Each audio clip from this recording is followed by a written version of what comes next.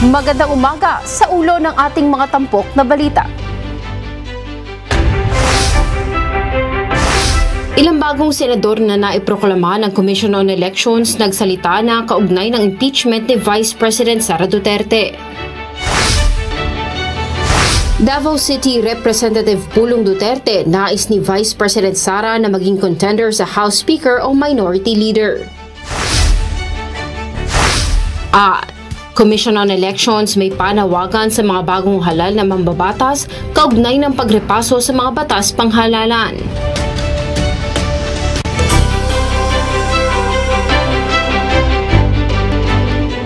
Independent, credible at transparent na Senate President sa 20th Congress. Ito ang inihayag ni Senator-elect Panfilo Ping Lacson na napag-usapan at nais ng ilang nakaupo at papasok na senador. Ayon pa kay Lacson, hindi bababa sa 13 na ang kanilang bilang, ngunit ito ay individual na pag-uusap lang at hindi magkakasama ang lahat. Nilinaw din ito na wala itong sinasabing gusto nitong palitan ang kasalukuyang Senate President na si Senator Francis Chis Escudero. Tumanggi rin itong sabihin kung sino ang nangunguna sa anyang listahan ng mga Senate President. Malalaman naman anya ito kapag nagbukas na ang bagong Kongreso sa Hulyo. Napag-usapan na namin ito, mga ilang senador, yung mga incumbent ngayon at saka yung incoming. Ang aim namin is to have an independent, credible, and transparent Senate, 20th Congress of the Republic of the Philippines. Kaya kung sino man yung masuportahan, ito lang lagi naming ipagdidiinan. Kailangan independent tayo, kailangan transparent tayo, kailangan competent tayo.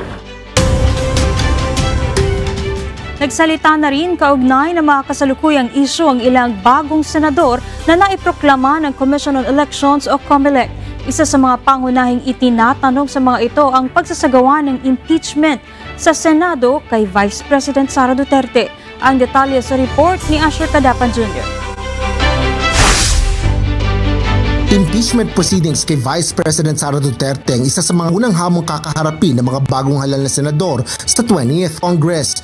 Ito ay dahil tatayong impeachment judges sa mga senador sa oras na magsimula ng aktwal na paglilitis, dahilan kaya limitado rin nilang komento kaugnay nito. Gayunman, sinabi ni incumbent Senator Amy Marcos na nakasalalay ang lahat sa ebidensya na ipipresenta sa impeachment trial. Palagay ko yung katibayan ang maghahari sa lahat. Wala pang paglilitis, wala pang pinapakitang ebidensya, wala pa akong nakikita, puros sa haka-haka, puros bali-balita. Kaya hanggang talagang magkaroon ng mga katibayan na makakapagkumbinsi sa atin, hindi naman maaaring magsalita. Tumanggi namang pangunahan ni Senator-elect Vicente Tito Soto III ang pagbabasa ng impeachment complaint hanggat hindi ito napoproklama. Hindi ko rin alam kung sigurado yung takbo ng impeachment kung kailan mag-umpisa, kung ito ay mag-carry over ba or hindi. Marami pang mga bagay na dapat mo lang pag-aralan. Binigyan din naman ni Senator-elect Panfilo Ping Lacson na kung kulang o mahina ang ebidensya, walang conviction na mangyayari. I would advise the prosecution team of the House to really present credible evidence kasi they will have to convince at least 16 senators to render their verdict of conviction. Kasi kung kulang ebidensya, wala talaga Kasi will be answerable to the Filipino people. Bagaman tiniyak ni incumbent Sagip Representative Rodante Barcoleta na handa ito para sa impeachment, dapat din muna anyang pagdebatihan kung kailangan itong matuloy o hindi. Nakita ko kasi kung paano nila inilatag. Mali ang batayan, mali ang proseso. Kasama ako, di ba? So mula doon, alam ko na kung anong gagawin. Nilinaw naman ni incumbent ACT-CIS Representative Erwin Tulfo ang dahilan kung bakit hindi ito bumoto para maipasa ang impeachment complaint sa mababang kapulungan ng Kongreso. Kaya ho talagang hindi ako pumirma kasi hindi ho natin alam. Sinasabi po, ang narinig lang natin is yung sa Congress, yung prosecution. Hindi pa natin naririnig yung depensa naman. So, this is the time sa Senate na makikita ko pareho, maririnig ko pareho magpe-present ng ilang mga pieces of evidence. Ayon naman kay Senador Christopher Bongo na siyang nanguna sa senatorial race, hihintayin niya ang ebidensya ng prosecution at depensa ng panig ng nasasakdal. Based on evidence po yan. Kung wala naman pong ebidensya, edi wala. Ano pang itagal natin dito? Sayang po yung panahon. Unahin muna natin yung pagsiservisyo sa ating mga kababayan. Inaasahang agad na pag-uusapan sa plenaryo ng Senado ang impeachment complaint sa pagbabalik sesyon ng Kongreso sa June 2. Asher Kadapan Jr., UNTV News and Rescue. Diyos ang aming sandigan, serbisyo publiko ang aming pinahalagahan. Iginiit ni Vice President Sara Duterte na nais niyang maisagawa ang paglilitis sa kanya kaugnay ng impeachment case na inihain ng Kamara sa Senado. Dagdag pa nito, maling tukuyin ngayon kung sino-sino na ang boboto ng pabor sa guilty verdict o acquittal niya. Muli rin itong iginiit na handa siya sa anuman ang kahinatnan nito sa impeachment trial. As lawyers, alam naman natin ang galawan ng mga abogado, no? Marami silang mga paraan sa batas as a legal recourse for their clients. But sinabihan ko na rin talaga sila, really, I truly want a trial because I want a bloodbath talaga. Hindi ko alam kung paano boboto ang mga senators. If at all there will be a trial, I think it is wrong to start counting votes now because they haven't seen evidence yet. Basta sa akin, tanggap ko kung anong mangyayari, anong magiging ending noong impeachment. Samantala, para sa Vice Presidente, understandable na ang pagsali sa House Prosecution Panel ng mga kilalang kritiko ng kanyang ama na sina ML Party List nominee Leila De Lima at Akbayan Party List nominee Chel Jokno. Pagtitiyak naman ni dating Senadora De Lima, walang lugar ang kaguluhan, drama at theatrics sa isang impeachment trial. Hindi rin anya ito pagpapakita ng brutal na proseso, kundi isang sagradong proseso sa konstitusyon kaugnay ng pananagutan. Nais ni Vice President Sara Duterte na maging kandidato sa pagiging House Speaker o Minority Leader ang kapatid nitong si Davao City Representative Paulo Pulong Duterte. Pero giit ng isang kongresista, supermajority ng mga miyembro sa Kamara ay suportado pa rin ang liderato ni House Speaker Martin Romualdez. Ang detalye sa ulat ni Rosa Licos. 2 buwan bago magbukas ang 20th Congress sa Hulyo, usap-usapan na kung sino ang magiging House Speaker. Si Vice President Sara Duterte inihayag na kinausap ang kapatid na si Davao City Representative Paulo Pulong Duterte at nais maging kandidato sa pagiging House Speaker o kaya naman ay Minority Leader. Wala akong candidate for Speaker or for Senate President. Wala ding lumapit sa akin for Speaker or for Senate President. Sinabihan ko si Congressman Pulong. Sabi ko sa kanya, baka gusto mo lumaban ng Speaker. Hindi pa siya sumagot. Hindi siya sumagot. Iniisip din niya siguro yung chances niya na manalo. Well, sinabi ko sa kanya, kung hindi ka manalo ng Speaker, then kunin mo yung minority. Diba? But wala pa siyang sagot. So I guess he's still thinking about it. Wala pang reaksyon kaugnay nito ang mga miyembro ng liderato sa Kamara. Pero ayon kay House Deputy Speaker, Quezon 2nd District Representative J.J. Suarez, supermajority ng mga congressmen-elect ang nagpahayag na ng suporta sa liderato ni House Speaker Martin Romualdez sa 20th Congress. Anya, as of May 17, araw ng Sabado, nasa 240 na ang pumirma sa Manifesto of Support. Nadadagdagan din anya ang bilang na ito. Inaasahan din anya ang deklarasyon ng suporta bago pa ang pagbubukas ng 20th Congress sa Hulyo. Noong Biyernes, May 16, nagsagawa ng pagpupulo ang ilang House leaders, ilang araw kasunod ng eleksyon. Layo nitong matalakay ang administrative arrangements at maipagpatuloy sa 20th Congress ang mga nasimulan sa 19th Congress. Itinanggi naman ni Congressman Suarez na loyalty check ang isinagawang meeting. No, absolutely not. Purely admin matters. And tulad nga ng binanggit ko kanina, we have 3 years and we have 315 congressmen. So there's so much work and preparations that need to be done, especially when it comes to issues like committee assignments. At ayaw naman po natin mangyari na kung kailan tumatakbo na yung Kongreso, saka pa lang natin binubuo. Ilang araw matapos ang May 12 midterm elections, Umugong ang ulat ng palit liderato sa Kamara. Naglabas din ng pahayag ang campaign manager ng Alyansa para sa Bagong Pilipinas. Navota City Representative Toby Chanco na malaki ang naging epekto ng impeachment ng Kamara kay VP Sara sa administration-backed senatorial candidates para sa midterm elections. Rosa Licos, UNTV News and Rescue. Diyos ang aming sandigan, serbisyo publiko ang aming pinahahalagahan.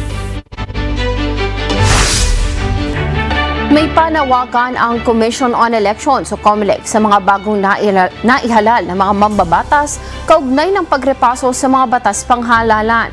Kabilang narito ang matibay na batas laban sa vote buying at panuntunan hinggil sa pre-campaigning. Samantala, ipoproklama na mamayang hapon ng COMELEC ang mga nanalong party list. Narito ang report ni Dante Amento. Ilang mahalagang reforma kaugnay ng eleksyon ang ipinarating ng Commission on Elections o COMELEC sa mga bagong naihalal na senador sa bansa. Ayon kay Chairman George Erwin Garcia, umaasa sila na katuwang nila ang mga bagong mambabatas para maisakatuparan ang mga adhikain ng komisyon. Una na rito ang pagripaso sa mga batas panghalalan. Madalas na binabanggit ni Garcia ang Omnibus Election Code na 1985 pa naipasa. Marami na anyang dapat baguhin dito, kabilang na ang definisyon ng vote buying. Makabago na ang pamamaraan ngayon sa pamimili ng boto. Ang pagripaso sa umiiral na panuntunan tungkol sa pre-election campaigning. Kasama na rin po ang maagang pagboto ng mga nakatatanda at may kapansanan ilang araw bago mag-eleksyon at ang pagpapahintulot sa pagtatalaga ng ilang pribadong gusali bilang lugar ng botohan upang masiguradong maluwag at kaaya-aya ang karanasan ng bawat botante. Gayon din ang benepisyo na ibibigay sa mga magsisilbi sa eleksyon tulad ng mga guro na wala anyang kaakibat na pahirap. Samantala, inaasahang ipoproklama na mamayang hapon ng COMELEC na nagsilbing National Board of Canvassers ang mga nanalong party list at nominees. Target ng komisyon na sabay na maiproklama lahat.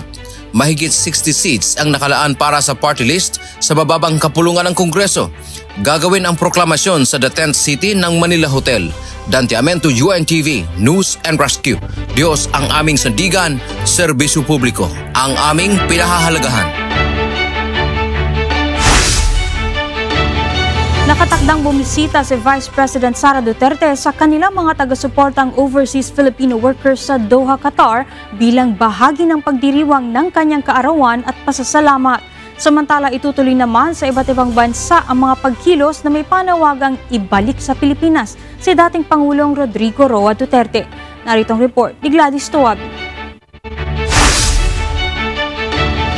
Ilalaan ni Vice President Sara Duterte ang pagdiriwang ng kanyang kaarawan sa pakikipagkita sa mga overseas Filipino workers sa Doha, Qatar. At sa paglahok sa serye ng mga kilos protesta, kaugnay sa hinaharap na kaso ni dating Pangulong Rodrigo Roa Duterte sa International Criminal Court o ICC. So wala akong birthday celebration for this year. Lahat ito para sa ICC case. And yes, and then after that, meron pa kaming mga series of ICC Send Him Home na mga rallies sa iba't ibang bansa. Inaayos lang namin yung mga permits from the local governments doon kung saan yung rallies. Kasunod ng aktibidad sa Doha, Qatar sa May 27 ay ang serya ng Send PRRD Home Rally na unang isasagawa sa The Hague, Netherlands ngayong May 31. If you can remember, merong mga nakulong doon na mga supporters. Pero na-release naman na sila, pero bibisitahin pa rin namin just to comfort them sa mga nangyari sa kanila. And Thanksgiving as well sa OFWs sa Qatar. So meron kaming Qatar on May 27. And then, meron kaming Thanksgiving yon sa Doha, May 27. And then, May 31, merong program, may rally doon, ICC, Send PRRD Home, doon sa The Hague, sa harap ng detention center, where they call it Duterte Street. Ayon sa pangalawang Pangulo, hindi pa sasama si Davao City Vice Mayor-elect Baste Duterte sa The Hague upang bisitahin ang dating Pangulo dahil prioridad nito ang kanyang trabaho sa Davao City. Sa halip, dadalaw na lamang ito sa kanilang ama kung magkakaroon ng free time. Magkakaroon pa ng kasunod na rally sa iba't ibang bansa at inaayos na lamang ang mga permit. Samantala, matapos makapasok sa 5 key posts ang mga Duterte sa Davao City, nagbigay ng mensahe ang dating Pangulo. Yes, nag-ingon siya. Tinanong ko siya kahapon kung anong message niya para sa ating mga kababayan, at sinabi niya na ako ug ang akong mga anak ug ang akong mga apo magpabiling inyong sulugon. Gladys Tuwabi, UNTV News and Rescue.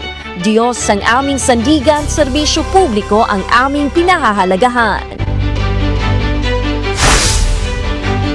Hindi nababahala si dating presidential spokesperson Harry Roque sa plano ng Department of Justice na posibleng idaan sa International Police o Interpol ang pag-aresto sa kanya.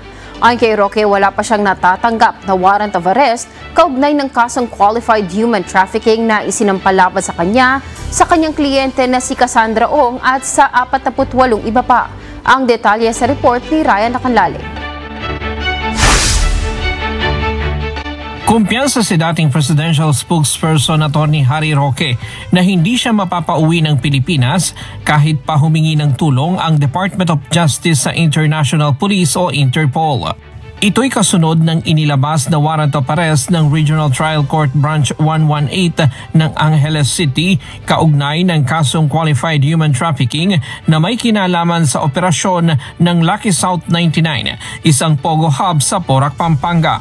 Gayunpaman, bakit po hindi ako natatakot? Kasi ang Interpol po, International Police Organization. Hihingi sila ng tulong na arestuhin. Now, saan pumapasok ang Interpol? Nagbibigay po yan ng notice sa mga bansa na kasapi ng Interpol, kasama po ang Netherlands. So, ang gagawin po ng Interpol, hindi po Interpol ang huhuli. Ang huhuli po ay Dutch Police. Now, bakit naman hindi gagawin ng Dutch Police yan? Dahil alam po nila na meron akong asylum. At kapag meron akong asylum, ibig sabihin yan, may karapatan ako na non-refuma, na hindi mapabalik dun sa bansa kung saan ako nanggaling, in my case, Philippines. Dahil ako nga po ay ginigipit at biktima ng unjust prosecution. Kasalukuyang nasa Netherlands si Atty. Harry Roque at naghain ng aplikasyon para sa political asylum dahil umano sa political persecution sa kanya sa Pilipinas. Ayon sa kanya, hanggang ngayon ay wala pa siyang natatanggap na kopya ng nasabing warrant of arrest. Sinagot din ni Roque ang issue sa likod ng pagpapakalat ng tracker team ng PNP-CIDG para siya ay hanapin at arestuhin, kasama ang kaniyang kliyente na si Cassandra Ong at 48 iba pa. Kung may warrant of arrest ako, ba't hindi nila ipakita? Nagsimula pa raw sila ng search, mga tracker teams. Hello, ayan yan ang kulungan ni Tatay Digong. Narito si Harry Roque, nag-a-apply ko ng pera para magkaroon pa kayo ng tracker team. Ano yan? Kaya kayo bumuo ng tracker team para hanapin ako para may pondo na makurakot ninyo. Alam naman ng lahat kung nasaan ako. Ayan araw-araw nandito ako sa piling ni Tatay Digong. Nauna nang sinabi ng Department of Justice na maaari nilang ipaaresto si Roque sa pamamagitan ng diplomatic channels, kabilang na ang pakikipag-ugnayan sa Interpol. Ryan Lacanlale, UNTV News and Rescue. Diyos ang aming sandigan, serbisyo publiko ang aming pinahahalagahan. Pinatawan ng 90-day suspension ang driver license ng pulis na nakuhanan ng video sa Maynila na sangkot sa road rage. Samantala, ipinatatawag naman ng LTO ang may-ari at driver ng kotse na suspect sa road crash incident sa Noveleta, Cavite kung saan 5 individual ang nasugata. Naritong report ni Benedict Samson. Ipinatatawag at ipinasusurrender na ng Land Transportation Office ang driver's license ng pulis na motorcycle rider na nag-viral sa social media matapos ang nangyaring road rage incident sa Santa Ana, Maynila noong May 12. Base sa video, makikita na naglabas ng baril ang pulis na may ranggong staff sergeant matapos ang mainit na pakikipagtalo nito sa kapwa motorcycle rider. Hanggang May 21 ang ibinigay na palugit ng LTO para isoli ang lisensya nito at pinadadalo rin sa hearing para mahingi ang kanyang panig. Samantala, ipinatatawag naman ng LTO may-ari at driver ng isang sedan car na nasangkot sa road crash incident sa bayan ng Noveleta, Cavite. Sa naturang insidente, 5 individual ang nasugatan. Sa isang pahayag, sinabi ni LTO Chief Assistant Secretary Vigor Mendoza II na base sa inisyal na investigasyon ay nawalan ng malay ang babaeng driver nito nang mangyari ang pagbangga. Nais ding malaman ng LTO kung ano ang nangyari at pinatawan na rin ng 90-day suspension ang driver's license nito. Benedict Samson, UNTV News and Rescue. Diyos ang aming sandigan, serbisyo publiko ang aming pinahahalagahan. Nagbabala ang Department of Education o DepEd kaugnay ng isang maling impormasyon ang kumakalat ngayon sa social media. Tungkol ito sa umano'y pagdaragdag ng grade 13 sa senior high school simula sa school year 2025 to 2026. Ayon sa ahensya, fake news o walang katotohanan ang naturang post na nagsasabing may dagdag na baitang sa basic education program ng bansa. Muling pinaalalahanan ng DepEd ang publiko na maging mapanuri at huwag basta-basta maniwala sa mga hindi beripikadong impormasyon na kumakalat online. Magiging magtungo sa official social media accounts ng DepEd Philippines para makatiyak sa tamang impormasyon.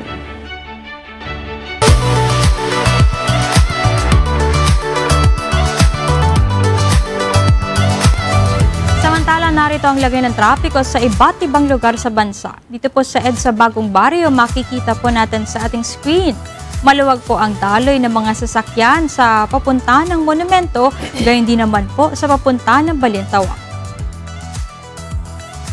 Sa North Luzon Expressway o NLEX, as of 7:24 in the morning, maluwag po ang daloy ng mga sasakyan dito po sa may Balintawak, sa may Mapulang Lupa sa Valenzuela, at dito po sa may San Fernando Interchange.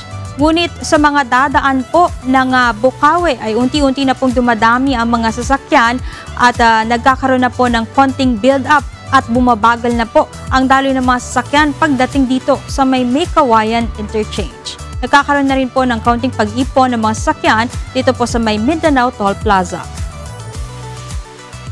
At sa drone video ni Bryce Diano sa MC Briones at Magikay Flyover sa Mandaue City, Cebu, maluwag pa ang lagay ng trapiko sa magkabilang lane papuntang Consolacion at Cebu City.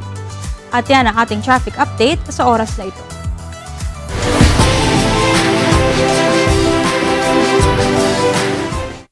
Dalawang tao ang nasawi at higit sa 12 nasugatan matapos bumangga ang training ship ng Mexican Navy na Cuauhtémoc sa ilalim ng Brooklyn Bridge. Sinabi ng isang opisyal ng lungsod na nasa maling direksyon umano ang barko dahil sa agos ng East River nang mawalan nito ng kuryente, kaya tuloy-tuloy itong umabante at tumama ang 3 mast nito sa tulay ng isa-isang nabali. Patungo sana ang barko sa Iceland, lula ng mahigit 200 pasahero para sa isang goodwill tour nang mangyari ang insidente.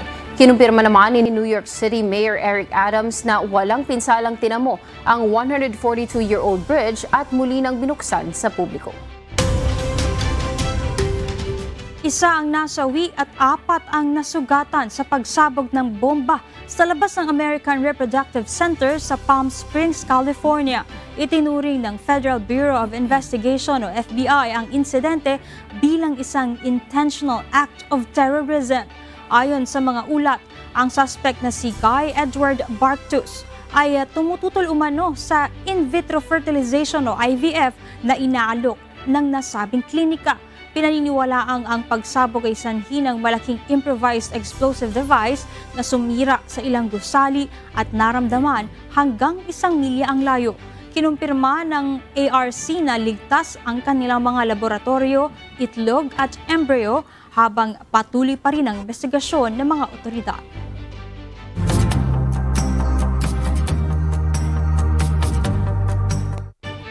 Muling nagpaalala ang Cavite Provincial Health Office ng pag-iingat patungkol sa tumataas na kaso ng dengue fever sa lalawigan. Sa tala ng Provincial Health Office ng Cavite, nasa 5,168 na ang naitatalang kaso ng dengue mula noong January 1 hanggang May 10. Mas mataas ito ng 376% kumpara sa 1,085 cases noong nakaraang taon sa kaparehong panahon. Ngayon ay umabot sa 17 ang namatay kumpara naman sa 4 noong nakaraang taon sa kaparehong panahon. Nangunguna naman ang lungsod ng Bacoor sa may pinakamataas na kaso ng dengue na umabot sa 718. Dasmariñas City na may 667 cases. General Trias City na may 619 cases. Imus City na may 536 cases. Tanza na may 506 cases. Naik na may 329 cases. Cavite City na may 320 cases. 13 Martires City na may 216 cases. Rosario na may 198 cases at Carmona City na may 189 na kaso. Muli ring ipinanawagan ng health authorities ang pagsasagawa ng search and destroy upang maalis ang mga lugar na maaaring pangitlugan ng lamok, self-protection measures gamit ang insect repellent at magpakonsulta sa doktor kung makakakita ng mga sintomas ng dengue. Dahil sa patulos na malakas na pag-ulan at pagbaha na dulot ng Intertropical Convergence Zone o ITCZ, hindi madaanan ng mga sasakyan ng mga sumusunod na kalsada kabilang ang Kidaman, Bugwis, Kalungkongan, Kulaman, Tulay ng Mangile at Tulay ng Lawayon. Pakiusap ng MDRRMO Jose Abad Santos na iwasan muna ang mga rutang ito at mag-ingat ang lahat. Ang MDRRMO Operations Center kasama ang iba't ibang tanggapan at ahensya ay patuloy na kumikilos upang masolusyonan ang kasalukuyang sitwasyon. Manatiling alerto at maghintay ng karagdagang impormasyon para sa mga may ulat o emergency. Huwag mag-atubiling makipag-ugnayan sa MDRRMO Jose Abad Santos o tumawag sa numerong 0976-219-2170. Na-rescue ng Philippine Coast Guard o PCG Bicol ang 4 na Norwegian national na sakay ng anurin o matangay ng alon ang sinasakyang sailboat sa bahagi ng karagatang sakop ng Virac, Catanduanes. Narito ang report ni Jerry Galicia. Nakatanggap ng distress call ang Coast Guard Station Catanduanes sa isang sailboat na natangay ng alon sa bahagi ng karagatan sakop ng Cabugao Bay sa bayan ng Virac, Catanduanes nitong araw ng Sabado, May 17. Agad rumisponde ang PCG bilang tugon sa tawag. Sakay ng SY Nora Simrad sailboat ang 4 na Norwegian. Nakipag-ugnayan din ng Coast Guard District Bicol sa Tactical Operations Group o TOG-5 ng Philippine Air Force para makapagsagawa ng aerial surveillance. Busod ng putol-putol na komunikasyon at limitadong visibility sa lugar. Nang makumpirma ang lokasyon at posisyon ng bangka, agad nagkasa ng towing operation ang mga otoridad. Ipinadala ng Coast Guard ng tugboat na MT Iriga mula sa Legazpi City Port, lulan ang deployable response team na binubuo ng mga personnel ng Special Operations Unit Bicol, Maritime Safety Services Unit, CG Medical Station Bicol, CG Nursing Service Sub-Unit Bicol at Civil Relations Group Bicol. Ito ay upang matiyak na ligtas habang sinasagawa ang towing ng sasakyan patungo sa pantalan sa Catanduanes.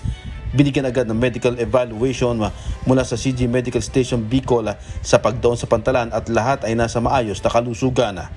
Jerry Galicia, UNTV News and Rescue. Diyos ang aming sandigan, serbisyo publiko ang aming pinahahalagahan. Nagumpisa na ang pagdiriwang ng Manggahan Festival sa probinsya ng Guimaras. Ayon sa provincial government, 11,000 kilo ng mangga ang inihahain nila sa mga bisita. Naritong report ni Lalaine Moreno. Nag-umpisa na nitong Biyernes ang 10 araw na pagdiriwang ng Manggahan Festival sa probinsya ng Guimaras. Tampok dito ang matatamis at world-class na uri ng Guimaras mango. Ayon sa Guimaras Provincial Government, 11,000 kilong mangga ang ihahain nila para sa mga dadalo sa festival at nais makatikim ng masarap na mangga. We're telling everyone to highlight your summer with the sweetest festival in the country. Join us in this Manggahan Festival. Bulto nito ay nakadisplay sa Capitol Grounds para pampasalubong at mga mango-inspired food at delicacies. Pero ang inaabangan ng karamihan ay ang Mango Eat All You Can sa halagang 100 pesos sa loob ng 30 minuto. Noong nakaraang taon, umabot sa mahigit 60,000 turista ang dumalo sa pagdiriwang. Umabot naman sa 300 million pesos ang naging kita ng probinsya sa tourism, accommodation, trade fair at iba pang mga aktibidad. Tiniyak naman ng provincial government na maganda ang kalidad ng lahat ng mga mangga na kanilang ihahain sa pagdiriwang. Aton gina-control, no? Gina-monitor ang pag-harvest ng mangga, no? So wala kita nagatugot nga i-harveston ang mangga kung magnubo siya sa at least 115 days, no? So ang namin subong kay ang amon opisina, no, ang Provincial Office for Agricultural Services, ang sole, no, ang nagaisahanon nga opisina nga naga-issue sang certification kag naga-test sang mga mangga, no, sang atong nga mga farmers bag-o siya i-harvest, no? Leline Moreno, UNTV News and Rescue. Diyos ang aming sandigan, serbisyo publiko ang aming pinahahalagahan.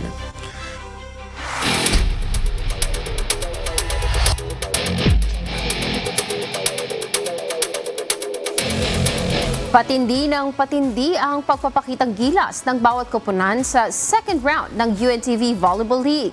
Bawat team ay hindi nagpapatinag upang makasiguro ng pwesto patungong finals. Ang detalye sa report ni Jed Neresina.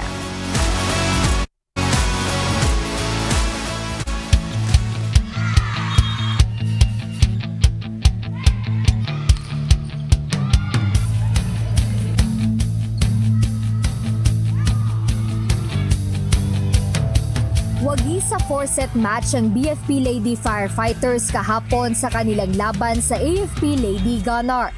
Nakakuha man ng isang set ang Lady Gunner.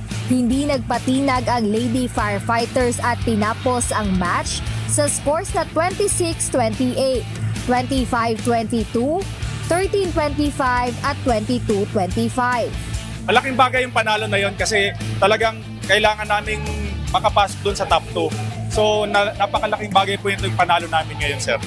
Para sa back-to-back champions, mas puspus ang training ang kanilang kailangan para madepensahan nila ang kanilang titulo ngayong season.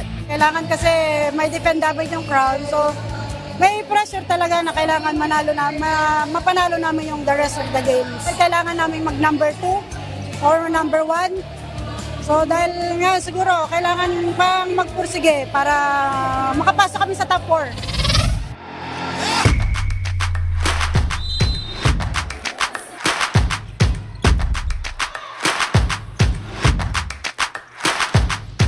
Sa second game, balik aksyon ng Comelec Suffragettes matapos maging abala sa katatapos lang na 2025 national and local elections. Hindi na nila pinatagal pa ang match kontra NCMH Wellness Warriors at kinuha ito sa scores na 25-14, 26-24 at 25-19. Mahalaga sa amin kasi pag natalo kami dito, pwede kaming maunahan ni PNP at ni BFP. So yun ang iniiwasan namin. Ayaw na namin lumaro pa ng do or die. Para sa Wellness Warriors, bilang rookie team ngayong Season 3, tuloy lang sila sa pag-eensayo sa kanilang opensa at depensa. Maganda naman yung game, yung transition ng game. Although, medyo kulang lang kami doon sa depensa especially. Opensa halos nagkakaparehas lang din. So, yeah, siguro yung team kailangan pa mag-workout doon sa sa transition ng offense talaga.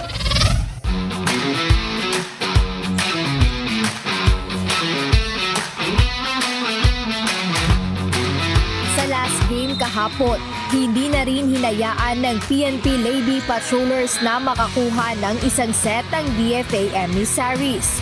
Agad nilang winakasan ang laro sa scores na 7-25, 10-25 at 21-25. Nagpo-focus lang kami sa goal namin na makapasok sa quarters or semis. Kung ano man ibibigay sa amin ng Panginoon, pinaghihirapan namin.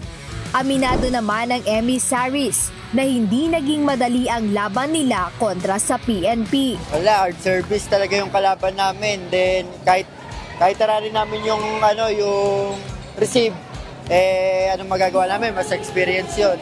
Tapos, pero lumaban naman kami, pinakita pa rin ng best nila kahit kulang-kulang kami.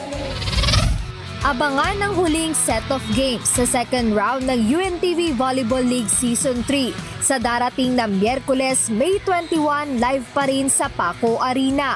Maghaharap sa Game 1 ang BFP Lady Firefighters laban sa DFA Emissaries. PhilHealth Consulta Health Insurers kontra NHA Home Master sa Game 2. At AFP Lady Gunnar laban sa Comelec Suffragettes sa Game 3. Ito na ang huling mga laro bago ang knockout games, kaya huwag palampasin ang mas tumitinding bakbakan sa volleyball court. Mapapanood din ito via live streaming sa UNTV Sports Facebook page at YouTube channel. Jed Neresina, UNTV News and Rescue. Diyos ang aming sandigan, serbisyo publiko ang aming pinahahalagahan. At sa ating iiwang mga salita ng Diyos na ating sandigan mula sa Book of Proverbs chapter 8 verse 13 na nagsasabi, "The fear of the Lord is to hate evil, pride and arrogance, and the evil way, and the froward mouth do I hate."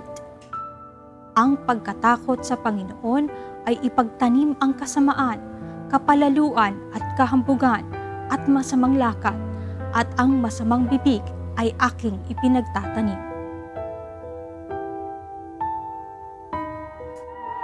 At yan ang ating naging balitaan sa oras na ito. Kaya mga kasangbahay, wag po kayo magpapalit ng channel dahil magpapalik ang Good Morning Kuya.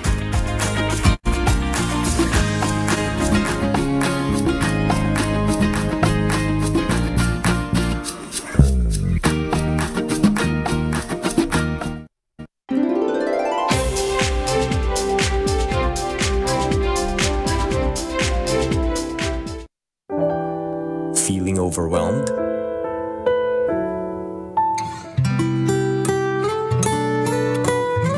Heart full of joy?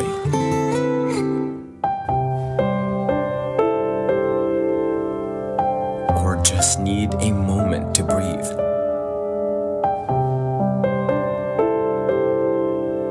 Whatever you're feeling, let the music embrace you. Soulful Melodies is back with Volume 3. 7 beautifully crafted songs to match your every emotion.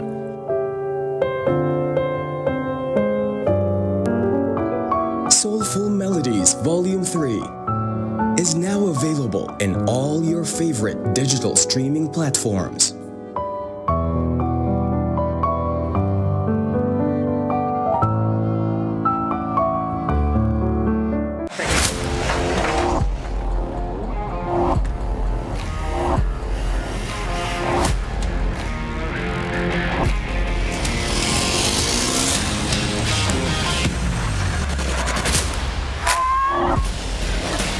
Are you ready to take on the challenge?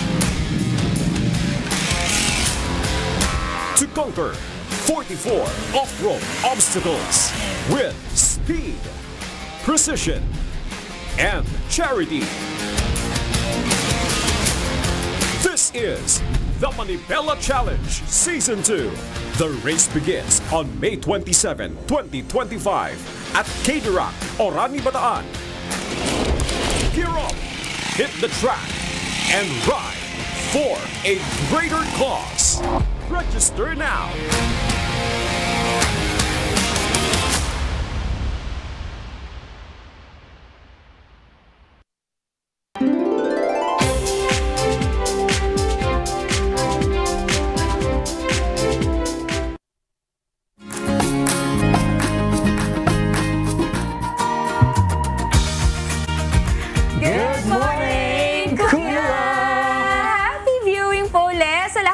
Tune in sa ating programa ngayong Monday morning. At para po sa mga kababayan nating nakaantabay, narito po ang ating advisories for today.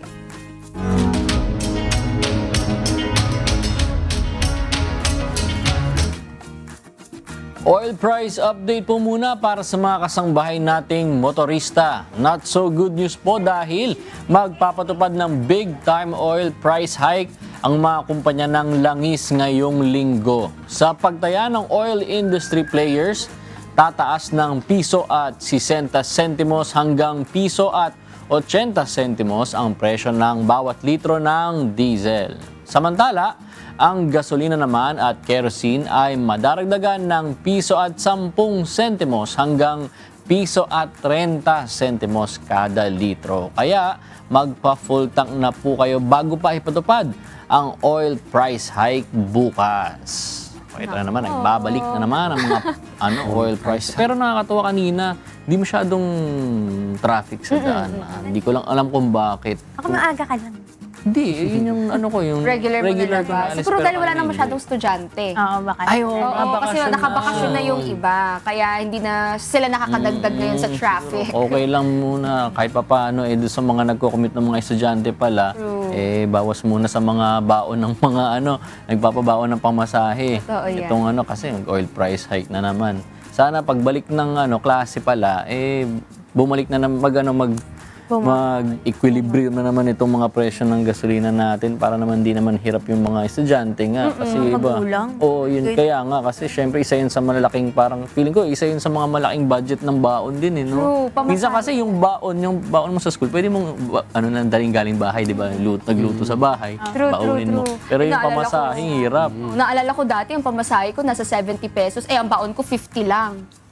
Diba? So, mas malaki pa yung ginagastos ko sa pamasahe kaysa sa mismong baon ko. Kaya talagang mahirap din yan magpabaon, lalo na sa mga estudyante. At saka ngayon, ang mahal ng kuryente, nag-times 2 sa amin. So, yung mga gastos siguro, ngayon, sa mga magulang, baka sila ay sumasakit na ang kanilang mga brain cells dahil... Anong month yun? April, May? Last month. May, April. Pero ngayon di ba nagbaba ng ulit ng ewan ko siguro, baka late lang namin ako ngayon nila. Baka next month pa yun. Baka next month pa mag-reflect Pero ang taas, sa times 2 Siguro nararamdaman natin na tumaas siya kasi grabe din ang konsumo natin. Nung kailan kasi init. Kaya, pero at least kahit paano ngayon, nagbababa naman na sila ng presyo ng kanilang kuryente. Sana lahat din. Tsaka sana lahat din mapagserbisyohan ng maayos ngayong mga panahon na ito. Kasi marami ring mga lugar, lalo na sa probinsya. Kasi dito sa Metro Manila, isa lang naman ang nagsusupply sa atin yata ng kuryente. So sa mga probinsya, iba-iba, naghihirapan sila lalo na kapag sobrang init tas wala silang kuryente. Kaya sana sa mga ganitong pagkakataon, gandahan natin yung serbisyo natin kasi mas kailangan ng tao. That's right! Sige, tama na yung masakit sa puso na news, ha? Ito naman tayo sa good news po. At good news para sa mga senior citizens po ng Pasay City. Narito po ang schedule ng pamamahagi ng birthday gift ng mga senior citizen na ang birth month po ay March. Bukas po, May 20 hanggang May 21, nakaschedule ang mga taga-barangay 183 at 201. Sa May 22 hanggang 23 naman po, pwedeng kumuha ng birthday gift ang mga senior citizen ng barangay 1 hanggang 59. Next week po, May 26 to 27 naman nakaschedule ang barangay 60 hanggang 119. Habang po ang mga senior citizen ng barangay 120 hanggang 171 ang nakatakdang kumuha ng cash gift sa May 28 to 29. Samantala po sa May 30 at June 2 naman ang schedule ng barangays 172 hanggang 182 at 184 hanggang 200. Maaari pong kunin ang inyong birthday gift sa Office for the Senior Citizens Affairs o OSCA office mula 8 a.m. to 5 p.m. Huwag lang pong kalimutang dalhin ang mga sumusunod. Paki-take note mga kasangbahay, photocopy po ng Pasay OSCA ID kung senior citizen ang kukuha. At kung authorized representative naman, ang kailangan pong dalhin ay authorization letter, photocopy po ng valid government-issued ID ng authorized representative at original Pasay OSCA ID po ng senior citizen. At para sa mga dagdag pang katanungan, makipag-ugnayan lang po sa tanggapan ng OSCA mula Lunes hanggang Biyernes, 8 a.m. to 5 p.m. sa mga numerong 8804-0976 o 8846-7703. Yan. medyo maraming mga barangay po na ano natin, no, nabanggit. So baka medyo malito rin po kayo sa mga schedules. Pwede nyo naman pong balikan yan sa inyong mga social media. Pero siguro kasi baka nagtataka yung iba na March pa tong ano na to birthday gift na to. Bakit ngayon lang nabigay? Hindi na rin natin alam kasi wala namang official na pahayag ang OSCA office regarding this, pero baka may mga kulang sa mga pondo, ngayon lang din nila nakuha. Pero at least, di ba, maibibigay naman po sa inyo. Sana nga lang talaga mas maging madali yung proseso kasi baka mamaya marami ring mga matatanda ang pumunta dito sa sa pagka-claim nila ng mga cash gift nila. Syempre, ang panahon ngayon medyo mainit pa rin talaga. So, ingat-ingat pa rin sa mga pupunta ng mga natin, ng mga elderly natin. Kung kaya ang mga kukuha nga mga authorized representative, kayo na lang po siguro para hindi na rin hassle sa ating mga elderly. Tama yan, Ira. And ito naman mga kasambahay, good news naman po sa mga Muntinlupeño. Mayroon na pong ino-offer na rehabilitation medicine sa ospital ng Muntinlupa. Nagbibigay ito ng espesyal na pangangalaga sa mga pasyenteng may pisikal na kapansanan dulot ng stroke, pilay, operasyon o chronic na sakit.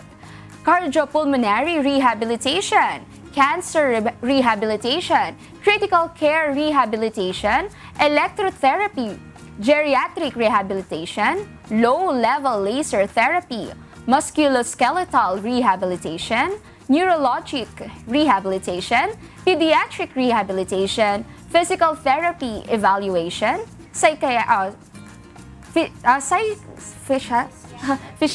evaluation, post-operative rehabilitation, pre- and post-prosthetic training or amputation, radial shockwave therapy, ultrasound therapy. At para po sa mga nais mag-avail ng services ng Rehabilitation Medicine Department, maaari pong magpakonsulta sa Outpatient Department o tumawag sa 8771-0457 Local 103. O yun, ang dami nito at mahirap-hirap siya bigkasin ha. Pero ayun mga kasambahay, sana nakuha ninyo kung ano yung mga ino-offer nitong kanilang bagong facility at sana ma-avail natin ito, no, makuha natin kung ano ba yung, para ma-check din natin if talagang ready na rin itong facility na to operate at mapaglingkuran yung ating mga kasambahay. Kaya maganda tumawag din tayo sa kanila if kaya naman natin at syempre kung kailangan din natin. Saka sana at a lower price kasi medyo mahal din talaga sa mga rehab medicine specialist din. Kasi yung kuya ko nung nakaraan na-treat siya for Bell's palsy. Medyo okay na siya ngayon, parang 6 na treatments lang yung ginawa sa kanya. Regular na pagpapa-treat sa kanya, halos bumabalik na yung structure ng face niya kasi 'di ba pagka sa Bell's palsy medyo napapaling yung itsura. Pero yun, dahil sa treatment tapos naka-discount naman din sila sa Parañaque yun, okay na rin siya. Tsaka hindi na siya masyado nag-worry na baka mamaya meron pang mangyari sa kanyang iba. Yes. At tsaka 'di ba tayo, witness din tayo sa ating MCGI clinic yung pagpapa-therapy. Talagang dapat consistent. So kung abot kaya yung pangapresyo ng ganitong klase ng mga treatment, hindi na mag-worry yung mga kasangbahay natin na kailangan na magpa-treatment at lalo na yung therapy nga natin. Kaya take advantage natin yung mga free services na yan. Ngayon naman, tuloy-tuloy naman ang Operation Tuli ng Pasig City LGU.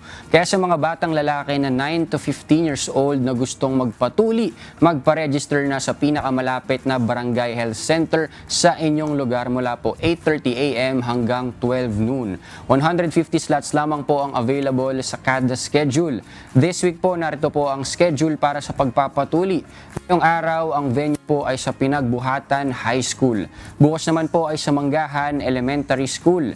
Sa Santolan Elementary School naman po ang venue sa May 21, araw po yan ng Miyerkules. At sa Huwebes naman po ay sa Dr. Sixto Antonio Elementary School, habang sa San Joaquin Elementary School naman sa Biyernes. Paalala po na sa araw ng pagtutuli ay kinakailangan na may kasamang magulang o guardian na edad 18 years old pataas ang batang tutulian po. At pinapakiusap din na magdala ng lumang dyaryo o Manila paper. Para po sa mga katanungan, makipag-ugnayan lamang sa Pasig PIO official Facebook page. Ayan, oh. Yan, i-clear May ko disclaimer lang, tayo, hindi pala free yun. Hindi free. Hindi free yung kanina. Pero akala ko binabalita lang nila na available na. Available yung mga services. Open na yung ganong service. Ito, hindi pala Pero free. baka naman. Pero ito, free Sana to. naman magkaroon ng... Pero itong tuli, Pero libre. itong tuli. Tinabahan ako kasi sinabi mo libre. akala ko kasi Ikaw libre. magbabayad nun. Bahala Hindi ka pala, dyan. hindi pala. Disclaimer natin. Baka pumunta sila doon maghanap na libre. Pero itong tuli. Kasi tingin ni Miranda eh. Sorry. Pero itong tuling na pag-uusapan natin sa Pasay, libre to, ano? Kaya sa mga, natin, sa mga pamangkin or mga kakilala natin na 9 to 15 years old, pwede tayong pumunta sa mga nabanggit na venue. Tsaka pag ganyan, i-take advantage natin kasi yung mga ganyan libreng tuli, next year na ulit yan kapag nalagpasan natin yung mga dates na available. Kaya naalala ko before yung mga ganyan, yung mga pamangkin ko, kahit yung napag-uusapan natin before, kahit yung mga hindi pa naman talaga mentally ready, gusto nilang isama na sa mga libreng tuli. Kasi nga, libre nga eh. Kasi pag na-miss nga natin yun, yun nga, yung nabanggit natin kanina, next year na ulit yun. Kaya, imbes na magbabayad tayo sa mga hospitals, avail na natin yung mga ganitong libreng tuli. Saka para ready na rin sa pasukan. Wala na masyadong iniinda. At hindi na sila away. Bubulihin. Oo, hindi na sila bibiru-biruin. Kanilang mga klase. Ito naman, atensyon naman po sa mga Navoteño na mahilig sa photography. Magkakaroon po ng street photography workshop for Navoteños this coming May 26, 2025 from 8 a.m. hanggang 5 p.m. po yan. Gaganapin po ito sa Pangisdaan Hall, 4th floor, Navotas City Hall. Open po ito sa lahat ng Navoteño pero first come, first served basis po ito. Paalala naman po sa mga lalahok sa 6th Navoteño Photo Competition and Exhibition, kailangan po kayong umattend sa workshop na ito bago kayo makapagpasa ng inyong entry. At para po makasali, mag-register lamang po sa bit.ly/street photography workshop for Navoteños. Ay, nagte-trending yan, di ba? Sa social media, yung gumagawa ng mga street photography. Ano ba yung street photography ba talaga? Ano ba siyang difference sa ibang photography? So, street talaga sa kumbaga? Oo. Like yung mga life at the street, kung ano yung mga nangyayari sa daily life, ganyan. Yung mga nakaka-capture nila. Yung iba, ang kina-capture dyan, yung mga tao lang din, yung community, tapos kung yung minsan, yung mga view din, kung ano ba yung situation ng isang lugar. Depende sa angulo ng mismo Tsaka yung photographer. story. Parang factor, big deal sa kanila yung kailangan pag nakita yung picture nila, may mafe-feel yung tao. Oo, tsaka yung rin, mga factor na kino-consider din sa street photography. Kasi kapag sa streets ka, maraming i-consider mo yung tamang ilaw, yung tamang adjustment sa camera. Unlike kapag nasa studio ka, kontrolado mo yung tama ng ilaw, ganyan. So, rin siya, may timing din sa oras kung kailan ka lalabas. May sinasabi sila sa mga photographers, maganda daw mag-photoshoot kapag mga 4 to 5 p.m. yung mga hapon kasi tama lang yung yung tama ng ilaw. Oo. Tsaka meron ding mga kumbaga kuha sa gabi. Tapos marami kasing factors yung ina-adjust sila sa mga aperture, ganyan, yung mga nakalimutan ko yung mga terms pero pag nagmamanual ka sa photography, medyo challenging ang street photography. Yun nga kasi sa ilaw, ganyan. Tapos yung nabanggit din ni Tini kung paano mo siya i-frame, kung paano magiging kwento yung photography. Magandang hobby sa mga nasa mga creatives. Kaya madami kumikita dyan.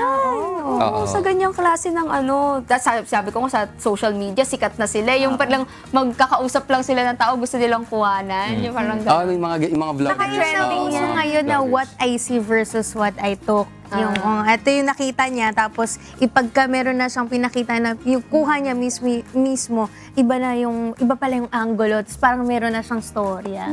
Lahat kaya ng klase ng camera pwede sa workshop. Kasi syempre, hindi naman siguro lahat merong ano ba tawag doon, yung mga SLR, yung mga high quality na cameras. Yung iba nga, cellphone nga lang pero almost same yung quality, di ba? Na kumbaga, pwede nang ilaban yung mga cellphone ngayon sa mga ganitong klaseng mga kuha. Totoo yan kasi sa namin nung college ako, hindi naman kami nare-require ng mga DSLR cameras. Though sa photography class ko kasi kung ano yung available na camera. Kasi kahit malabo yan, kaya pa rin mag-tell yan ng story. Kahit yung mga sinasabi natin medyo pixelated. Pero kapag tama yung framing, kasi may mga ganong sinusunod yung parang concepts rule of thirds. Yung mga rule of thirds, yung mga yung mga death na tinatawag. Basta yung storytelling, kahit malabo, kaya pa rin eh. So, ano siya, depende pa rin din sa, kumbaga, kung paano mo gagamitin yung camera na meron ka. Kaya tinuturo sa amin sa photography class, hindi sa quality ng camera, sa kung paano ka mag-tell ng story, tsaka kung paano mo siya, ayun nga, yung framing, kung ano yung mga colors, mga ganyan. Kaya maraming kino-consider sa photography, hindi lang sa camera. Bonus na lang talaga kung maganda rin yung quality. Bonus. Maganda workshop. Maturo rin tayo kay Alright, yan po ang ating advisories for today. Ngayon naman mga kasambahay, magbalik tanaw tayo sa ating kasaysayan. Eksaktong 3 dekada na ang nakalilipas nang kilalanin bilang pinakabatang doktor sa daigdig ang 17 taong gulang na si Balamurali Ambati. Balikan natin ang kanya naging kasaysayan sa ating Today in History.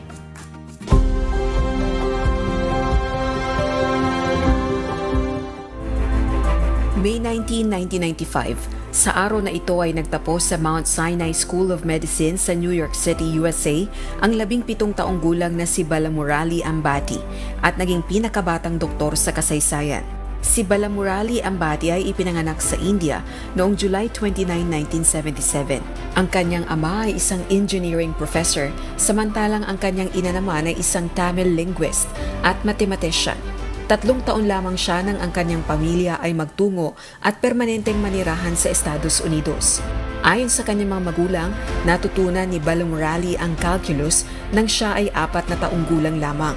Nakumpleto niya ang elementary school sa loob lamang ng 2 taon at maging sa high school ay gumugol lamang siya ng 2 taon at nakapagtapos sa edad na 11.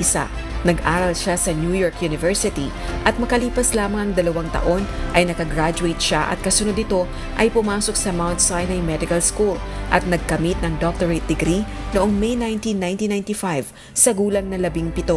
Dahil dito ay kinilala siya ng Guinness World Records bilang World's Youngest Doctor. Kalaunan ay nakumpleto niya ang residency sa internal medicine at ophthalmology at pagkatapos ay nagboluntaryo at nagtutungo sa iba't ibang lugar upang makatulong sa mga may kapansanan sa paningin.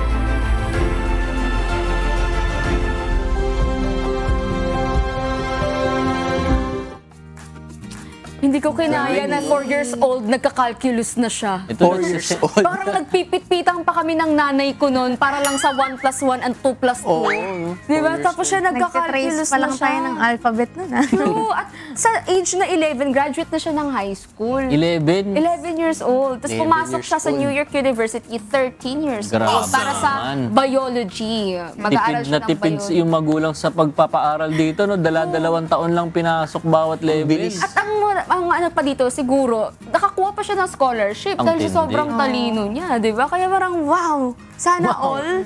Pero, ewan ko, siguro, kasi mahirap din sa part niya yun, na bawa 11 years old ka, mga kasama mo, mga high school na, tapos syempre ikaw minsan gusto mo pang mag-play, syempre yung edad mo hindi tugma sa edad ng mga kasama mo, siguro nag-adjust din naman talaga siya ng malala dun sa mga time na yon. Kaya grabe, pero ang iba pa rin, anong utak meron ka? 1990 siya naging doktor. Ang ganda siguro pag may ganyan tayong Pero ang sabi niya kasi, kaya parang yung motivation niya talaga na maging isang doktor, deep, parang deeply rooted siya na makatulong para sa ibang tao. Tsaka supportive din kasi yung family niya. Sabi niya pa nga, hindi daw siya genius.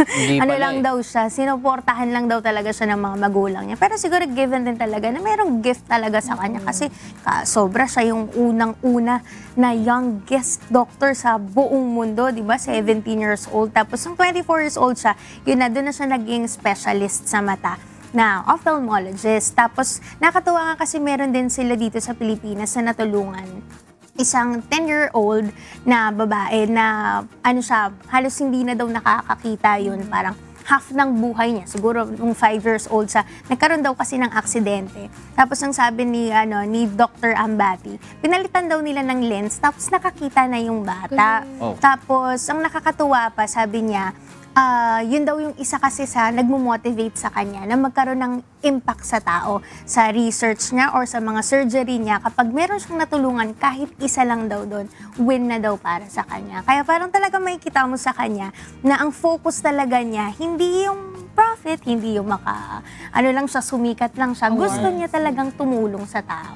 Tsaka aside sa nabanggit ni Tini na at 11 years old, din, naging co-author na siya ng isang libro about AIDS, wherein yung interest ng libro all about medical things, ganyan. Tapos medicine and public health. So yun, ang dami niyang nagawa. Tapos nung naging professor na siya, nasa 30s na siya, naging medical professor and naging researcher din siya. Tsaka kilala rin siya sa mga contribution niya para sa mga global efforts para labanan yung eye blindness. Naging siya din, kumbaga nag-contribute siya doon, tapos nakilala rin siya sa pagbibigay ng mga free eye care services sa mga regions na mga, yun nga, katulad ng ginagawa natin sa MCGI, yung mga hindi ganun ka, kumbaga yung mga remote areas na hindi masyadong nakakapunta kagad sa mga medical services. Isa rin siya. Kaya nagkaroon din siya ng mga humanitarian awards. Kaya yung mga humanitarian awards, tsaka yung innovation na sinasabi in medical technology. Kaya kumbaga, bukod sa medical contribution niya, meron din siyang mga na-contribute sa tao, which is yung public service, pagbibigay ng mga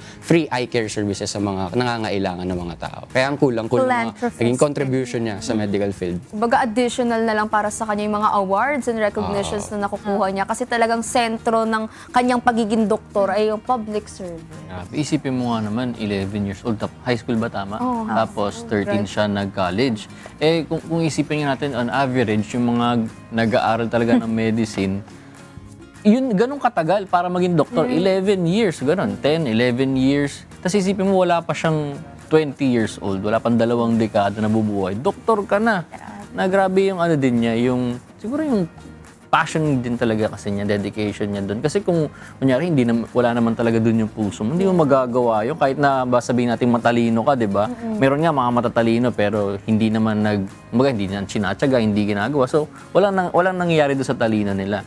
Talagang kailangan combination ng talino mo tsaka yung pagpupursige mo rin na para magawa yung mga ganitong feats. Kaya bukod nga din sa mga achievements niya na recognize nga din siya na top 1, kung di ako nagkakamali, top 1 na eye doctor sa, hindi ko lang kung US o globally, na under 40. So sa bracket na under 40, mga doctor under 40 years old. In 2015 siya binigyan ng award na gano'n Under 40 years old, recognize siya sa top eye doctor sa, di ko lang alam kung buong mundo. Pero gano'n kakilala siya na eye doctor. Kaya marami din siyang marami din siyang na-innovate din ng mga na treatments. Isa na dun yung sa drops for cataract, IV na drops para sa mata, na isa sa mga in-innovate niya na nakakatuwa na hanggang ngayon pala may mga bago. Kasi naisip ko, meron pa bang bago sa natin, sa medical field natin? Meron pa bang nakakaisip ng bago? Parang feeling ko kasi napaka-modern na ng panahon natin na ang hirap mag-isip ng bagong idea, ng bagong idea, di ba? Ang hirap mag-isip na paano ka makaka-imbento ng bagay na hindi galing sa iba. So may mga ganun pa rin talaga, may mga gantong utak pa rin pala ngayon na talagang capable na makaisip ng bagong novel idea, kumbaga, para makatulong sa kapwa. Kaya maganda, hindi ko man sabing lahat tayo maging kaso baka maging mga magulang natin, ikumpara na naman tayo sa mga ganito. Tingnan mo siya, gano'n. Pero siguro talaga makikita mo rin, niloob din ng Diyos na bata pa lang, maging doktor na siya. Kasi nakikita siguro ng Diyos yung nasa puso niya, na gusto niyang magserbisyo sa maraming tao. Kaya parang, sige, bigay na natin to sa kanya kasi gusto naman niya talagang tumulong. Tingnan mo sa age niya na yan, gano'n nakadami ang napagaling mo, gano'n nakadami ang natulungan mo, kung yun talaga yung nasa puso mo, di ba, yung mag-serve sa tao. Kaya napakaganda na yung magamit natin yung kalakasan natin, lalo na yung kabataan natin, di ba? Para makagawa tayo ng mabuti sa kapwa-tao natin. Kasi ito yung time na talaga na nasa peak tayo nung natin nung kalakasan natin. Kung matalino tayo, yung katalinuhan natin. Kaya dapat gamitin natin siya ng maayos. Tsaka nakikita ko rin dito yung importance ng education.